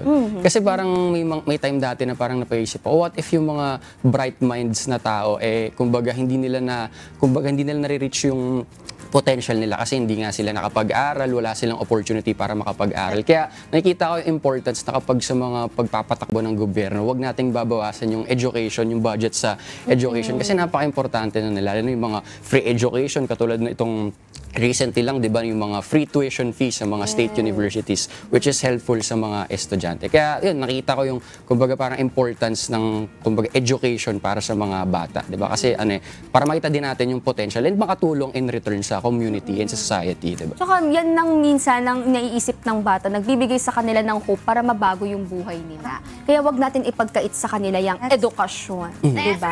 At kapag nakapagtapos ka naman na, bawa naging edukado ka na, ganyan, diba? Wag ka naman yung masyadong mayabang naman. Diba? Yung parang bida-bida ka na, ako yan, gusto ko ganito rin ako, ganito, ganyan. Diba? Mahirap yung ganung ugali. Kasi may ugali ba kayo minsan naman, mga kasambahay, na ayaw nyo nagpapakabog sa iba? Diba? Unkabogable dapat tayo, ganon. Diba? Yung meron sila, ako ba, pag meron yung iba, dapat meron din sila, no? Diba? Yung ayaw talagang pakabog talaga sa iba. Ganyan kasi yung ugali ni Teacher Princess. Nako, may pagkabida-bida kasi itong bida natin ngayong umaga. Kaya kapag nakita niyang nagbabakasyon yung mga katrabaho niya, ay, hindi siya papatalo, be. At dapat mamamasyal din siya kahit na mangungutang pa siya, ha? Pero, ano kaya ang magiging bunga ng ganitong ugali niya? Panoorin natin dito sa ating Kristiyano Drama.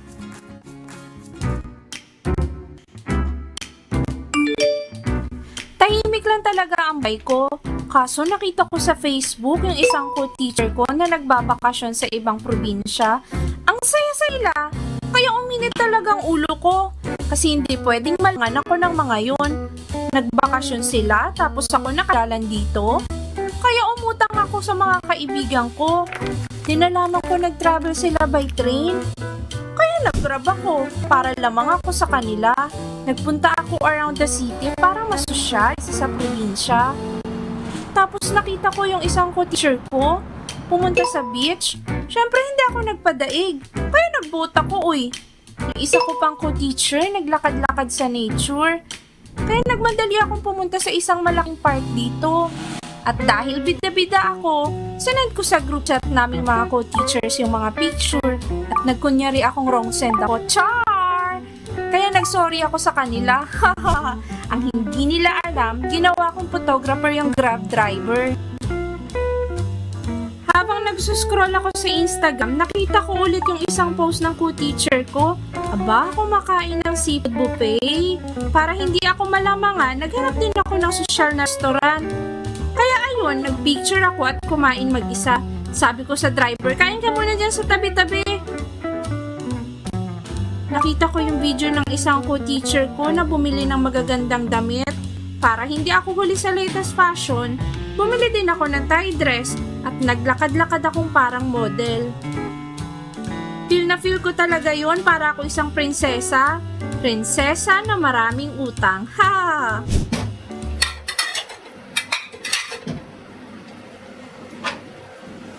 Ay nako, nakakatuwa talaga mga comments nila. Hindi nila alam, mura lang bilihin dito sa Thailand.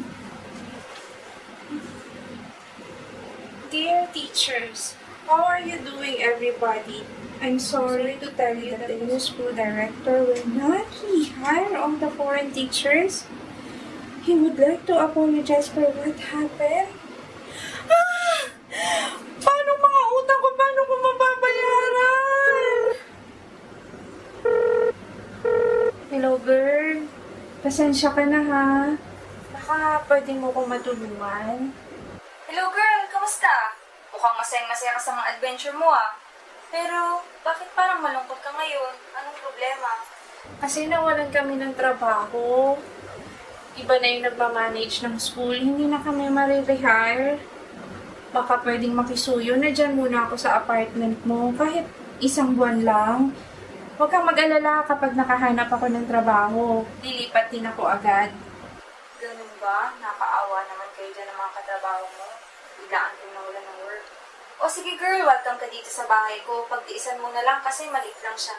Ay teka, paano pala yung mga gamit mo? Baka hindi yan kasya dito sa bahay ko. Yun na nga eh. Siguro ibibenta ko na lang sa mababang presyo. Kailangan ko rin kasi ng pera.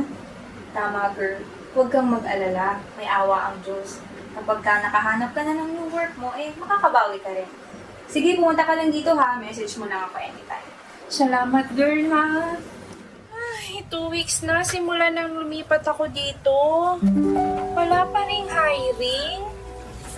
Puro ayutay, ha? Siyang may. Layo naman dito sa tinutuluyan ko. Kailangan ko ng pera. Hanap kaya ako ng mahiraman uli. Bisitahin ko kaya si Ate May. Baka may maipahiram siya sa akin. I-try ko pa rin, wala naman kasi akong kilala dito sa Thailand. Ang hirap talaga kumita ng pera. Kanina pa kaya sila dito sa kalsada? Marunong naman ako mag-gitara. Pwesto kaya ako dyan. Erase, erase, erase, erase. Hindi pwede yun, baka makita ako ng mga kakilala ko. Bakit naman kasi ang gastador mo, princess? Ano bang pinaglalaban mo sa pagpapasikat mo? Oh, princess, kumusta ka na? Ate May, pasensya ka na, napadaan ako sa lugar mo.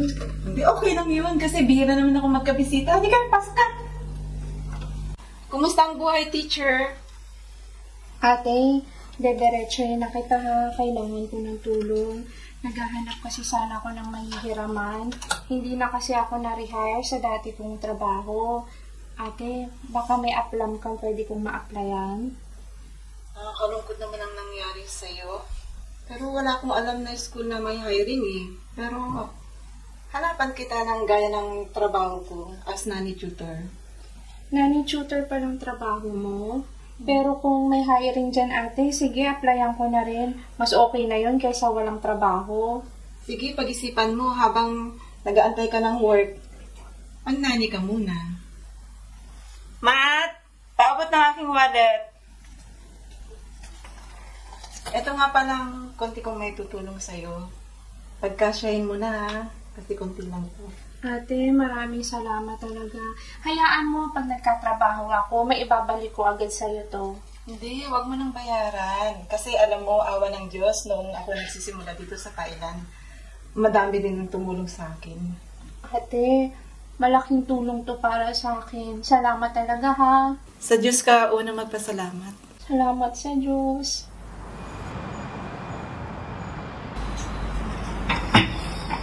Hello girl! Andito na ako! Ay, sakto. Halika, nakahanda ng pagkain. Tara, kain tayo. Ayun, gutom na rin ako. Ay, ba't bumili ka pa naman ng ulam? May ang dami pang pagkain sa ref. Kasi girl, kahapon pa yung pagkain nasa ref na bigay ng kapitbahay. At saka hindi talaga masarap yung pagkakaluto. Tsaka may pera pa naman akong pambili ng pagkain natin. Tara, kain tayo. Alam ko naman yun.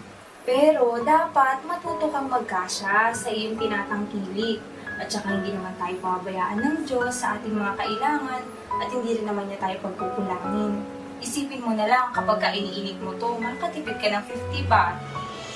Oo nga, no. Mas makakatipid ako. Oo, at saka ngayon wala ka pang work. Kung noon masagana ka, ngayon dapat matuto ka rin sa panahon ng kasalatan. Noemi, salamat talaga sa Diyos at nasasabihan mo ako ng ganito ha. Oo naman, ikaw pa ba? Pero bukas ubusin na natin yung pagkain sa ref ha? Oo, titimplahan ko para mas lalong sumarap. Tara, kain na tayo! Hi! Nagpapasalamat talaga ako sa Diyos at may mga taong tumutulong sa akin. Marami rin akong natutunan sa nangyari sa buhay ko. Yung mga tumulong sa akin, matipid at simple ang buhay. Ako pa talaga ang magarbo o maarte ang lifestyle. Dapat, matuto akong makontento kung ano ang meron ako at magkasya sa tinatangkilik. Dahil alam ko, hindi naman ako pababayaan ng Diyos. Salamat sa Panginoon at may mga taong ginagamit niya para matulungan ng isang tulad ko. Hello? Hello, Teacher Princess. How are you? Are you still looking for a job? Yes, Sir John. I'm still looking for a full-time job. Okay, that's good. Because the school owner wants to hire you again in his school. We are offering you a job as an assistant teacher.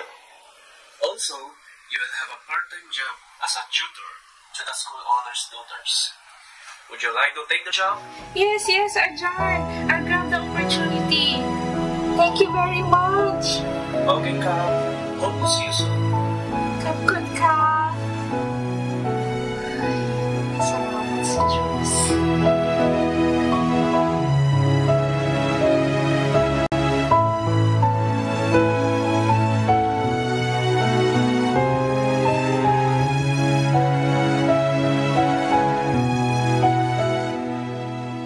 Mangilag kayo sa pag-ibig sa salapi.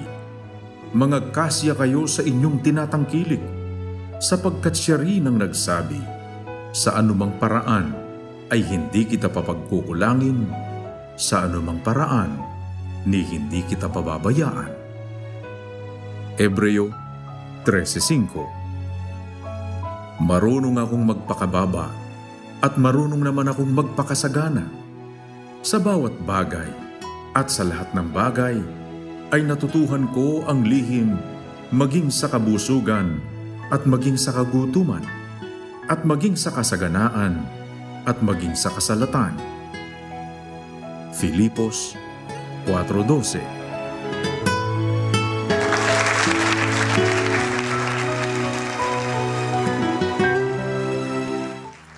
Dito mo talaga makikita yung impact din talaga nung social media rin sa atin. Kasi ang dami na parang binibase nila yung mga ginagawa nila kasi nakikita nila sa social media. Naiinggit sila sa kung sino yung mga pina-follow nila sa social media na gusto rin nila ng ganung buhay. Kaya minsan umaabot sa punto na minsan hindi na nila nakikilala yung sarili nila kasi ginagaya nila yung ibang tao. Di ba kaya meron dumating sa time, di ba yung naging uso yung kasabihan na, yung mga sinasabi na, how to be you po, yung mga ganyan. Parang gusto nila maging ibang tao. Gusto nila yung maging katulad ng mga pina-follow nila sa social media. Which is, titingnan natin, ano ba yung privileges na meron yung pina-follow natin kumpara sa meron tayo. Dapat marunong talaga tayong mag-stay dun sa kung sino tayo at dapat marunong tayo makontenta sa kung anong meron tayo bilang isang tao. Baka nagagawa niya dahil mayaman siya. Eh, mayaman ka ba? Ask yourself, di ba? Dapat talaga meron tayong self-knowledge. Kilala natin yung sarili natin. Kasi pag alam natin at kilala natin ang sarili natin, alam natin yung kakayahan natin at alam natin kung hanggang saan lang tayo. Huwag tayong titingin sa iba na parang magiging maiinggit tayo sa kanila. Masama kasi yan eh, yung pagiging alam mo yun, yung talagang naiinggit sa ibang tao. Hindi magandang ugali yan, mga kasambahay. Kaya pag nafe-feel mo na yan ngayon, at least ngayon pa lang, masolusyonan mo na, magawan mo na ng paraan. Kasi hindi mo yan ikakabuti. Pero ngayon siguro ma-enjoy mo, pero kaya mo bang i-sustain yung ganyan, na ganyang lifestyle na kinaiinggitan mo? Eh, baka matulad ka kay teacher, mabaon siya sa utang, di ba? At huwag rin natin hintayin na pati mga kaibigan natin mawala sa atin dahil sa ganyan nating ugali. Saka mag-reflect din tayo kasi baka mamaya nagiging identity na natin kung ano yung mga nabibili natin, kung ano yung meron tayo sa buhay, parang kada bili mo dun na, kumbaga, nagiging status mo yun, yun na yung nagiging parang worth mo kung ano yung mga meron ka na gamit sa buhay mo. Eh, hindi siya maganda kasi baka nakaasa tayo dun sa gano'n na kaysa sa Diyos tayo umaasa na yung awa niya, yung pag-ibig niya sa atin, yung kabutihan ng Diyos, ang nagiging focus ng buhay natin at kaligayahan natin, yung mga material na bagay. So, wag din yung maging kaligayahan din natin kasi talagang dapat nagmumula sa Diyos yung kasapatan natin, yung kaligayahan natin, at saka yung kasaganaan nga, di ba? Sa Diyos naman talaga siya nagmumula. Kaya, di naman masama na i-treat mo yung sarili mo. Paminsan-minsan, sabi mo, deserve ko to. Pero yung, sabi nga, di ba, ni Kuya, yung living, within your means, yun yung gawin mo, yung sa kaya mo lang na ma-sustain, hindi yung nangungutang ka pa nga para dun sa mga luho mo. Eh, syempre, di ba, paano kung meron kang mga magulang, kailangan pala nila ng maintenance, pang maintenance medicine, kailangan mo pala silang ipa-check up, hindi mo nagagawa kasi nagiging selfish ka na eh, kasi parang focus mo lang yung sarili mo kapag ka ganun. Kaya reality check din tayo, tingnan natin kung may laman pa ba yung bangko natin. At pangalawa, tingnan natin baka kasi nga, andun na yung pag-asa natin sa mga bagay-bagay na pang hanggang dito lang naman sa mundong ibabaw, di ba? Kaya magandang mga paalala rin sa atin, yung mga lessons na binibigay at nire-remind sa atin ang Kristiyano drama natin. Ngayon naman, kamustahin naman natin ang isinasagawang weekly medical mission ngayong araw sa Doña Orani, Bataan. Naroon po si Sister Camille Malang. Good morning, Sis Camille.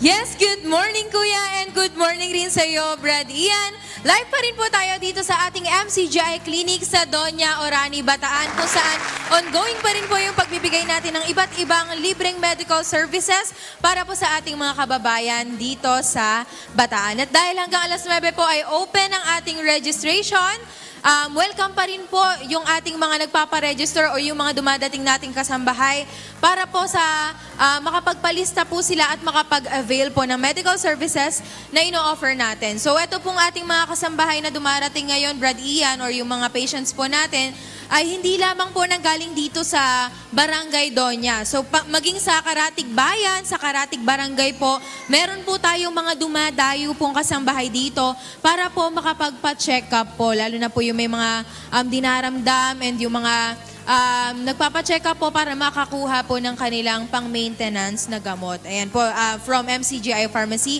at libre rin po iyan. Kaya po, ngayon din pong araw, Brad Ian, puntahan po natin yung isa po sa ating mga patient dito, gaya po na nabanggit ko kanina, hindi lamang po para sa mga taga-Doña itong ating serbisyo dito. Maging sa mga taga-ibang bayan po, pwede po sila, welcome po tayo dito dahil wala naman po tayong pinipili. Ito po, kasama po natin si Nanay Angelina. Ito po si Nanay Angelina Estrada. Siya po ay 67 years old. Tama po ba? Good morning po. Good morning din. Ayan po, Nanay Angelina. Gusto lang po namin malaman, first time nyo lang po ba dito sa MCGI Clinic po? Matagal na ako dito since December. Awa naman ng Diyos. Eto, patuloy pa rin ako nagpupunta, humihingi ng tulong. Nagbibigay naman sila ng libreng gamot. Kaya maraming salamat. Ayan, salamat po sa Diyos, Nay. Matanong ko lang po, since sinabi niyo po since December, parang regular na po ba kayong bumabalik? Regular na akong humihingi ako ng gamot. Katulad nito, kailangan kong magpa-laboratory ulit. Para malaman ko kung kailangan ko pang i-continue itong mga gamot na iniinom ko. Yan, parang naging regular check-up na po natin dito. And welcome pa rin naman po kayong bumalik-balik po, Nay. Sige po, ano po ba, or i-share nyo naman po sa mga kasambay natin, sa mga viewers natin, kung kumusta po yung experience nyo po dito bilang lagi po kayo nandito sa clinic po natin. Maayos naman yung pagpapalakad ninyo, tsaka talagang mababait. Talagang nagbibigay kayo ng tulong. Kaya salamat, maraming salamat. Kaya kayong nangangailangan ng gamot, ng libreng gamot, punta lang kayo dito. Mabibigyan kayo. Yan lang. Ayan po, salamat po sa Diyos, Nanay Angelina. Ayan po, Brad Ian. So, yung MCGI Clinic po, talagang marami na po siyang naaabot dahil marami na rin pong nakakabalita sa mga iba't ibang lugar po. So, kung kaya po nilang magbiyahe dito, pumupunta po talaga sila. Gaya po ng mga nakakausap naming ibang patients po na nagpupunta po dito. And dito nga po sa venue natin, gaya po na nabanggit ko kanina, patuloy pa rin pong umiikot yung ating MCGI libreng sakay na tricycle para po sa mga gusto pa pong humabol dahil hanggang alas 9 nga po yung ating registration. So papunta po dito sa ating venue, pwede po silang magpa-service or hatid sundo doon sa ating tricycle. Magmula po yan sa kanto po ng Polanco Street hanggang dito po sa ating MCGI Clinic na venue. And bukod po riyan, Brad Ian, as of 7:30 a.m., meron na po tayong total of 206 na registered patients for today. Kung saan, sa medical adult consultation, meron po tayong 66. Sa pediatric consultation, meron na po tayong 23. And sa dental services, meron po tayong total of 69 kung saan 40 po ay sa dental extraction, 20 naman sa cleaning, and 9 for our free dentures. And of course, meron pa rin po tayong optical services with free reading glasses. Meron po tayong 26. And sa legal consultation, meron po tayong isa. And meron din po tayong ngayong free haircut para lang po sa mga kalalakihan. Meron po tayong 21. And po total of 206. And kung loloobin po ng Diyos, Brad Ian, awa tulong po ng Diyos, lahat po ng ating mga naka-registered patients ay ating pong ma-accommodate at mapaglingkuran ngayong araw sa tulong po ng ating mga volunteers and staffs and of course yung ating po mga doctors na kasama ngayon. At iyan po ang update mula rito sa MCGI Clinic Bataan. Balik po sa inyo, Brad Ian. Maraming salamat, Sis Camille Malang, live dyan po sa Barangay Doña Orani, Bataan. And of course, acknowledge din po natin ang ating mga doctors dyan. Yan po ay sina Dr. Maria Veronica Parayaw, Dr. Orlinda Vidal, Dr. Melanie Peñaflor, Dr. Warlito Coronel, Dr. Arlene Aquino, Dr. Homer Sabado, and si Dr. Sarina Carlos. At syempre, para naman sa mga kababayan nating may legal concerns, nandyan po sina Sis Ruth Soriano at Sis Joanne Mercado. At syempre, kasama rin natin ang staff ng MCGI Medical Team. Good morning po kay Brad Amor Tulalian, Sis Crisanta Batanes, Sis Heidi Balderramos, Brad Raymond Revese, and Sis Trisha Jacome. Good morning po! Yes, good morning. Salamat po sa Diyos, no? Talagang Monday pa lang, umpisa ng linggo natin. Gumagawa na tayo ng mabuti. At ito, another update po ng mga paggawang mabuti dito po sa MCGI Cares. Isa po sa pinaka-importanting health institution sa ating bansa, ang National Kidney and Transplant Institute o NKTI. Ito po ang ospital na specialized pagdating sa treatment ng mga pasyenteng may chronic kidney disease, nangangailangan ng dialysis o nag-undergo sa kidney transplant. Pero tulad din po ng ibang pagamutan, may pangangailangan din sila para matugunan ang pangangalaga sa kanilang mga pasyente, gaya po ng sapat na supply ng dugo. Kaya naman tumugon sa panawagan ng MCGI bilang volunteer blood donors. Yung main reason kung bakit ako na-encourage na mag-donate ng blood, even though hindi po ako kasama sa religious affiliation, is the fact na pwede po akong makahelp sa ibang tao.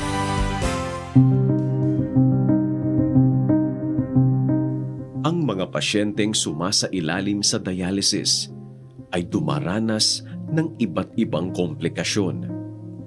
Isa na rito ang anemia o kakulangan sa pulang dugo. Isa sa mga posibleng lunas sa matinding anemia ay ang blood transfusion. Hindi lahat ng nagdadialysis ay kailangang masalinan ng dugo. Ngunit kung ang anemia ay lumala at ang pasyente ay nakararanas na ng sintomas gaya ng labis na pagkapagod, pananakit ng dibdib, pagkahilo o hirap sa paghinga, maaaring kailanganin ang blood transfusion. Kaya napakahalaga para sa National Kidney and Transplant Institute o NKTI ang donasyon ng dugo para sa kanilang mga pasyente. Ayon sa NKTI, nasa 50 hanggang 100 bag ng dugo ang kanilang kailangan bawat araw para sa mga sumasailalim sa dialysis, operasyon at iba pang medical procedure. Kaya sila ay naghahanap ng mga tao o grupo na bukal sa puso ang mag-donate ng dugo. At isa sa tumugon sa kanilang pangangailangan ay ang Members Church of God International o MCGI. Nag-search po kami kung paano kami magiging connected kasi nga po marami po siyang donors na ka-churchmate niya. Then po, yun, hinanap po namin kung sino po yung pwedeng sulatan namin at the same time kung sino po yung tumatayong coordinator para po mapasok po kami or magkaroon kami ng blood drive activity. Especially po na si NKTI ay marami din pong patients na nangangailangan ng dugo. Po, donors na MCGI, especially po na marami po kayong natutulungan patients from NKTI or sa National Kidney and Transplant Institute. Marami po kasi sa aming mga kidney patients na nagdadialysis at the same time yung mga cancer patients namin na nangangailangan ng dugo na natutulungan po kayo. Isa sa masayang nakapag-donate ng dugo ay si Ota Seneres. 2 taon siyang natigil sa pagdodonate ng dugo dahil mataas ang presyon ng kanyang dugo noon. Ngayong bumuti na ang kanyang kalagayan, ay sinamantala niya ang pagkakataon para sumama sa blood donation drive na inorganisa ng MCGI at NKTI. Hindi na ako nakapagpakuha dahil yung high blood na nga. High blood ako. Tapos merong nagsabi sa akin na bawal na raw yung nagme-maintenance. Kaya nawalan na ako ng na pagpakuha ng dugo. Tapos pinanin niya yung BP ko. Medyo mataas na, 140/90. Bumaba siya, naging 130/90 na. Kaya sabi nung pwede na daw yun. Kaya siyempre, tuwan-tuwa ako dahil sa tagal ng panahon na yun na hindi tayo nakukunan, nakapasa tayo. At ito nga, nagpapasalamat tayo sa Diyos at nagkaroon tayo ng pagkakataon na makuha ng dugo. Pantulong din sa ating kapwa na nangangailangan. Yan. Isang blood donation activity rin ang isinagawa ng MCGI at ng Jose B. Lingad Memorial General Hospital sa Lubao, Pampanga. 75 bag ng dugo ang nakolekta sa isinagawang blood donation drive. Yung main reason kung bakit ako na-encourage na mag-donate ng blood, even though hindi po ako kasama sa religious affiliation, is the fact na pwede po akong makahelp sa ibang tao. Nagpapasalamat po ako sa Diyos sa pagkakataon po na makagawa po ng kabutihan sa kapwa. Ang nag-encourage po sa akin, mga natutunan ko pong aral sa MCGI, nagagawa po tayo ng kabutihan na may kalakip po na pananampalataya at pag-ibig po. Nakakataba po talaga ng puso yung mga ganyung gawain. Actually po, nakaka-proud kasi MCGI po is one of our biggest partners sa mga blood donation. So, every time po talaga ng mga blood donation at na-a-amaze po ako sa pagtulong po sa puso ng mga members po. Ang pagdodonate ng dugo ay isang simpleng kilos na may pag-asang naibibigay sa mga taong may malubhang karamdaman o mga pasyenteng dumaraan sa dialysis at operasyon. Hindi mo man makilala ang taong natulungan mo, ang dugo mong ibinahagi ay maaaring maging dahilan upang mabigyan sila ng panibagong pagkakataon sa buhay.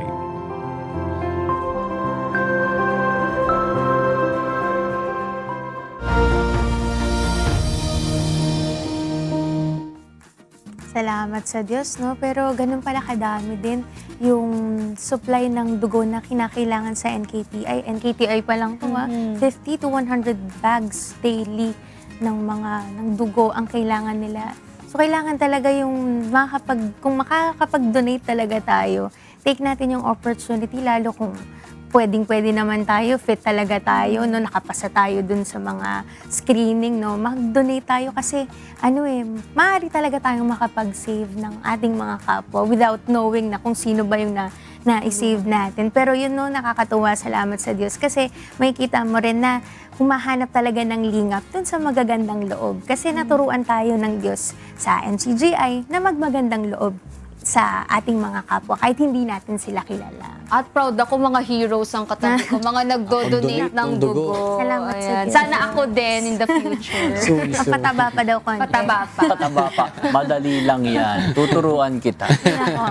Ngayon naman, batiin natin lang isang happy birthday si Brother Bobby De Los Santos! Happy birthday po! Kuya Bob! Yes, at shoutout din po and thank you sa Sabila family, kina Brad Perez, Sis Liza, Sian, and EI. Salamat po sa Diyos sa pag-accommodate sa amin noong Friday. Ginulo na po namin ang inyong bahay. Pero yun po, salamat po sa Diyos muli. At syempre, binabati ko rin ng happy birthday po ang aking tito na lolo, si Tito Idjo. Happy birthday po. And always, thank you po for watching GNK. And happy 7th anniversary kay Kuya Rodrigo. Ay, mali pala. John Lloyd pala. Hindi pala, hindi. Alden Richard. Ang dami pala.